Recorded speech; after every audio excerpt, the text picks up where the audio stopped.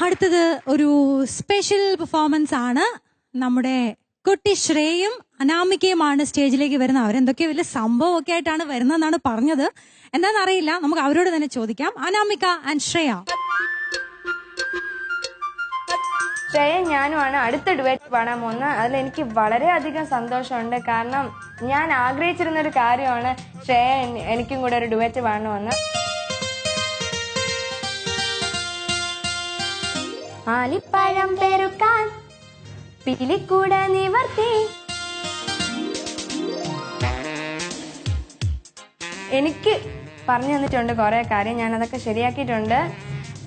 നമ്മൾ നന്നായിട്ട് പ്രാക്ടീസ് ചെയ്തിട്ടുണ്ട്. ഇനി സ്റ്റേജിൽ കയറുമ്പോൾ എങ്ങനെ പാടുന്നെന്ന് അറിഞ്ഞൂടാ. എല്ലാം ദൈവത്തിൻ്റെ കാര്യം.